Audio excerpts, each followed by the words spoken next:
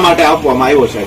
આ બે બાબતના ખુલાસા તમે મને કરો, પછી હું અહીંથી ઉભો થવાનો છું। તમને પોલીસને સારું લાગે તો બોલાવી લ્યો, તમને કોઈ મંત્રી સંત્રીને સારું લાગે તો બોલાવી લ્યો। કોઈ એવો શિક્ષક જે સરકારમાંથી પગાર લીધા કરે અને અહીંયા સ્કૂલમાં ન જાય, 3-3 વર્ષ સુધી પગાર એના ખાતામાં જમા થાય, શિક્ષણ વિભાગે ડૂબી મરવું જોઈએ। ઓરડા નથી, કોમ્યુનિટી હોલમાં 9-10 ના વિદ્યાર્થીઓ ભણે।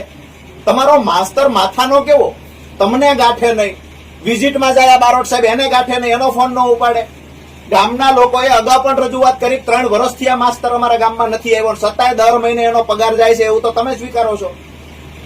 આ તો બિલકુલ સાહેબ નહીં હલાવી લેવાય। શિક્ષણ વિભાગની બેદરકારી અમે જોઈ છે। એક પણ જગ્યાએ પૂરા ઓરડા નથી। દુધઈ ગામની વાત કરો, મૂળી તાલુકાનો, એક પણ કાયમી શિક્ષક, એક શિક્ષક છે અને 1 થી 8 ધોરણ ભણાવે પ્રાથમિક શાળામાં। વિષય તો હું શિક્ષણ વિભાગ પર જ એલિગેશન છે, મને આ ખુરશી પર છે, તમારી પર તો હોય નહીં, બરાબર છે। સહી તો તમે કરી છે એનો પગાર આપવા માટે। આવા તો કેટલા જિલ્લામાં શિક્ષકો હોય છે કે તમારી સહીથી એને ઘરે બેઠા બેઠા પગાર મળે છે।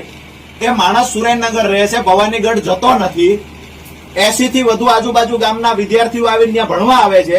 આ ભાઈએ પોતાની દીકરીને ભણવાનું બંધ કરાવી દીધું। 1.5 કિલોમીટર મારી વાડી છે, 1.5 કિલોમીટર હાલીને જાવો, રસ્તો છે, રસ્તો ખરાબ છે, અહીંયા જાવું ને આવું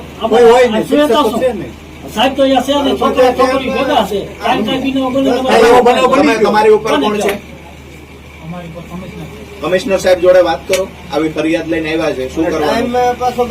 કમિશનર સાહેબ ટાઈમ કે ટાઈમે અમે ત્યાં મળીએ, બાકી અમે અહીંયા બેઠી રહેવાના। અમે કોઈ સાહેબ આ માત્ર વાહિયાત વાતો કરવાને થાય, આવો સમય અમારી પાસે નથી, બરાબર છે કે આવો સમય નથી। તમે 3 વર્ષથી તપાસો કરાવો છો, એને તમે કહો તું મસ્ટર લઈને આવજે, મસ્ટર ને તમારા દસ્તાવેજો એના ઘરે લઈને બેસે છે।